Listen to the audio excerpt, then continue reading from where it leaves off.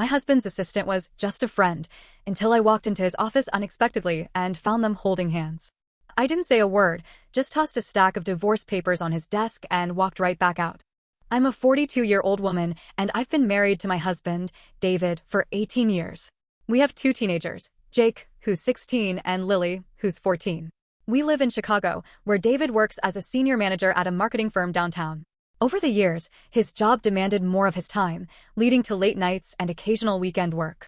I trusted him completely, believing his hard work was for our family's benefit. About a year ago, I started noticing subtle changes in David's behavior. He became more distant, often engrossed in his phone, smiling at messages he wouldn't share. Our conversations dwindled, and our intimacy took a hit. Initially, I attributed it to work stress. But then, there were the unexplained absences, the sudden need to step out for errands that took hours, and the lingering scent of a perfume that wasn't mine. One evening, while folding laundry, I found a receipt in his pant pocket from a fancy restaurant we hadn't visited together. The date and time indicated he was there during one of his late nights at the office. My heart sank, but I brushed it off, convincing myself I was overthinking. A few weeks later, David mentioned his new assistant, Sophie. He spoke highly of her efficiency and how she was a lifesaver during tight project deadlines. I was genuinely happy he had competent help, but something about the way he mentioned her felt off. One afternoon, I decided to surprise David with lunch. I prepared his favorite meal and headed to his office. As I approached his floor, I saw Sophie leaving. She was young, attractive, and had a confident stride. Our eyes met briefly, and she gave me a polite smile before walking away. Entering David's office, I noticed 2 coffee cups on his desk and a faint trace of the same unfamiliar perfume. I asked about Sophie, and he casually mentioned she had just left after a meeting. I nodded, pushing down the unease bubbling inside me. Days turned into weeks, and the nagging feeling wouldn't subside. I confided in my best friend, Laura, who suggested I trust my instincts. Taking her advice, I decided to drop by David's office unannounced once more. This time, as I approached, I heard laughter. Peering through the slightly ajar door, I saw David and Sophie sitting close, their hands intertwined across the desk. My heart pounded in my chest. I felt a mix of rage, betrayal, and heartbreak. Without saying a word, I stepped into the office. The color drained from David's face as he noticed me. Sophie quickly pulled her hand away, looking down in embarrassment. I reached into my bag, pulled out a stack of divorce papers I'd prepared after consulting with a lawyer, and placed them firmly on his desk. I hope she was worth it, I said, my voice steady despite the turmoil inside. Then I turned and walked out, leaving behind a stunned husband and his mistress. The days that followed were a blur. David tried reaching out multiple times, leaving voicemails and texts filled with apologies and pleas for another chance. I remained resolute. Trust, once broken, is hard to rebuild. Our children took the news hard. Jake became withdrawn, spending more time in his room, while Lily had bouts of anger and sadness. Family therapy became a necessity to help us navigate the stormy waters. Through mutual friends, I learned that Sophie resigned shortly after the incident. David took a leave of absence from work, perhaps to reflect on his actions. Looking back, there were signs I chose to ignore, red flags I brushed aside in the name of trust and love. Betrayal cuts deep, especially when it comes from someone you envision spending your life with. To anyone reading this, trust your instincts. If something feels off, it probably is. And remember, self-worth is paramount. No one deserves to be second to another in their partner's life. As for me, I'm focusing on healing, rebuilding my life, and being there for my children. Life has thrown a curveball, but I'm determined to come out stronger on the other side. The night after I handed David the divorce papers, he showed up at the house. He didn't knock like a guest. He used his key.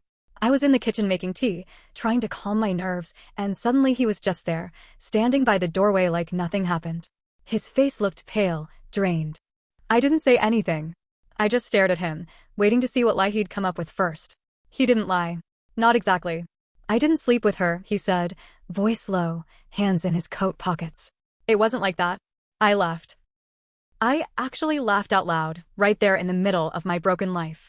You were holding hands with your assistant during work hours. In your office. You think that makes it better? He tried to take a step closer, and I backed away. Don't. He looked down, breathing heavy. I messed up. But it wasn't like you think. It was emotional. I was under pressure. She listened. You had someone who listened. At home. You just stopped talking to me. He didn't answer. He just stood there like a stranger who didn't know where to go. That night, I told him he had to leave. He tried to hug Jake and Lily on the way out, but Jake wouldn't come out of his room, and Lily slammed the door to hers. Over the next few days, David kept texting. He said he was staying with a friend, a coworker named Rick. I didn't respond. I didn't want to give him the satisfaction. But one morning I went to drop Lily off at her friend's place in Lincoln Park, and as I pulled up to the curb, I saw David's car. It was parked 2 blocks away, right outside an apartment complex. It wasn't Rick's place. I knew that for sure because Rick lived in Edgewater. And then I saw her. Sophie. Coming out of the building with a gym bag and wearing David's old hoodie. The one I gave him for Christmas 2 years ago. I didn't confront him. Not then. I went home, shaking, and pulled out my journal. I wrote everything down. Every lie, every excuse, every moment I swallowed my doubts just to keep our family looking whole from the outside. A few nights later, I was sitting on the porch, wrapped in a blanket when Jake came outside. He sat next to me, didn't say anything at first. Then he asked, "Is it true? Did Dad cheat?" I paused. "I think so." He nodded slowly, looking out at the dark street. I figured. I saw his texts once. A long time ago. I just didn't know what to say. It broke me right there. My son had known. And he'd carried it alone. I held his hand and said, "You don't ever have to keep something like that to protect someone. Not me. Not anyone." We sat there until the porch light flicked off. A week passed. Then one morning I got an email from Sophie. A long one. She said she was sorry. That she didn't mean for any of this to happen. That she didn't know David was married at first. That was a lie. I'd seen our family photo on his office desk. Then came the twist. She ended the email by saying, "I'm pregnant." I thought you deserved to know. I dropped my phone. Literally dropped it. It hit the tile floor and cracked the screen. Pregnant. I felt the air leave the room. Later that evening, I sat across from David in a coffee shop. He looked older. Tired. I asked him straight up. He didn't deny it. "She's pregnant." He nodded, but then said something I didn't expect. "I don't want to be with her. I don't love her. It was a mistake." I leaned forward. "That mistake is going to have a child. You don't get to pretend it didn't happen." He put his head in his hands. "I just want my family back." And for a second, just a second, I saw the man I used to know. The man I married. The father of my kids. But then I remembered the silence. The lies. The way he let our son carry a secret. The way he made our home feel like a place where I had to guess every day whether I was still loved. I stood up. I didn't say anything. Again. I just left him there, same way I did in the office. And this time, I wasn't shaking. But this story isn't done yet, because Sophie isn't staying quiet. And David's actions, well, they've only started to unravel. About a week after that coffee shop meeting, I was in my living room when my lawyer called. She sounded tense, not her usual calm voice. She told me David had filed a motion to delay the divorce proceedings. Claimed he needed more time due to emotional distress and personal complications. At first, I thought it was just a typical tactic to stall. But then she said something that froze me. He's also petitioning for joint custody. I blinked. Of who? Jake and Lily are teenagers. He's asking for split custody of the children and future visitation rights for the child he's expecting. I nearly dropped the phone. He was trying to tie our kids to that baby. To her baby. I called him immediately, which I hadn't done in weeks. He picked up on the first ring. "What are you doing?" I asked. My voice was shaking, not with fear, pure rage. He sounded calm. Almost smug. "I just want what's fair. Jake and Lily are still my children. I don't want to lose time with them. And their sibling deserves to know them too." That's when it hit me. This wasn't just about the divorce. David was trying to build some perfect blended family fantasy where he played hero dad to both households, like he hadn't set a bomb off in the middle of ours. He actually believed he could merge the mess he made into something neat. But the real punch came 2 days later when Laura called me and told me to check Facebook. Sophie had posted a picture. It was her, glowing with that fake Instagram happiness, sitting on a bench in Millennium Park. She was holding a tiny blue onesie. The caption said, "Our little man is on his way, blue heart, so blessed." David was tagged. So were Jake and Lily. I saw red. Sophie hadn't even met our children. And she was tagging them in baby announcements? I called her. I didn't care about being civil anymore. "Keep my kids out of your posts." She said, "Oh, I'm sorry." David said it would help them feel connected. "I just want to be part of the family." I hung up without another word. That night, Lily came downstairs crying. Someone at school had shown her the post. Jake didn't say anything, but his eyes were full of fire. I didn't sleep. Next day, I told my lawyer I wanted full custody. No negotiations. And I wanted restrictions placed to keep the new child out of any court filings connected to mine. I would not let my children be roped into playing big brother and sister to a child born from betrayal. But that's not even the last twist. 3 nights later, I was at home when the doorbell rang. It was past 9 p.m. I opened the door and there stood a woman older, mid-50s maybe. She looked nervous. She asked, "Are you David's wife?" I hesitated. "Ex-wife." "Almost." She nodded slowly. "I'm Sophie's mother." I didn't know what to say. She looked like she hadn't slept in days. "I'm sorry for coming here, but I needed you to know." Sophie lied. "What?" "She knew about you. From the start. David didn't pursue her. She came after him. She's been doing this for years. Older men with jobs. With families. It's a pattern." I was stunned. She went on. She told me she was going to trap him. That if she got pregnant, he'd have no choice but to stay. I begged her to stop. She doesn't want a baby.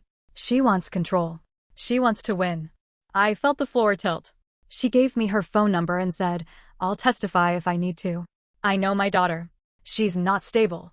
After she left, I sat on the couch staring into space.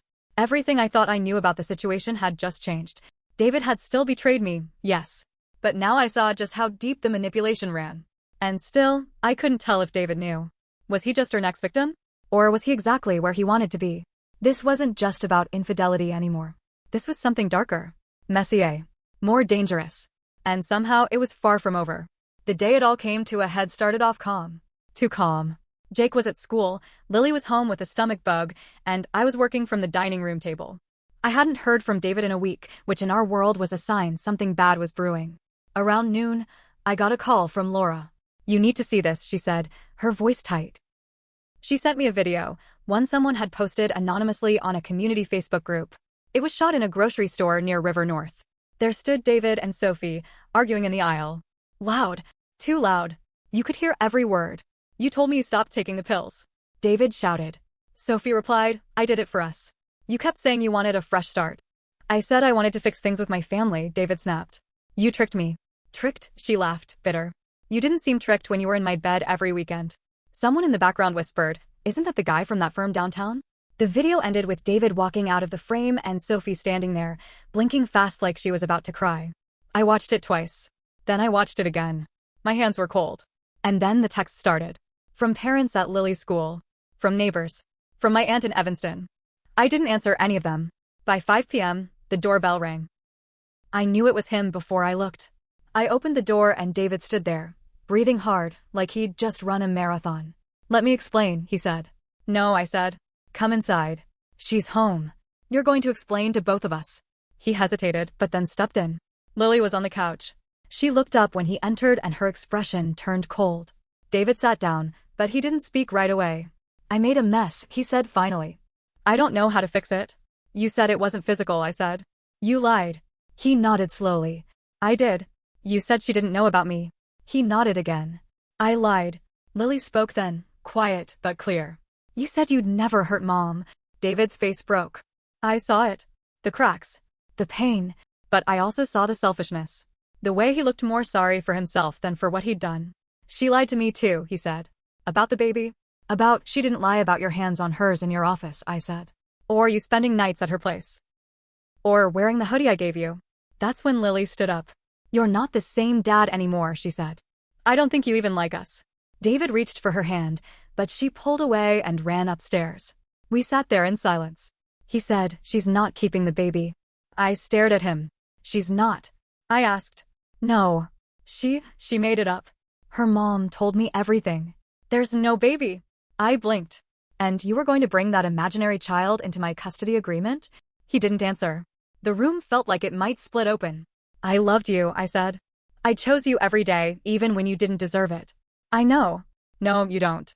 Because if you did, you wouldn't have dragged this family through hell for a woman you barely knew. For attention.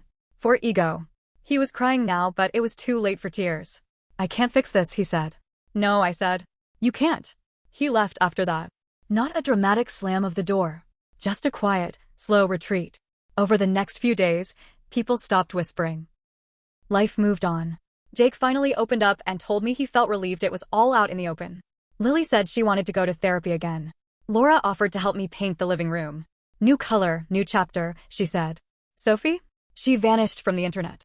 Deleted her accounts. Probably moved on to someone new. David signed the final papers without a fight. He gave up joint custody. Agreed to supervised visits only. I stood outside the courthouse the day it became official and stared up at the sky. It was gray, but the kind of gray that feels clean after rain. I'd lost my marriage. But I had my kids. My home. Myself. I wasn't hopeful yet. Not entirely. But I wasn't desolate either. I was done with lies. And that was something.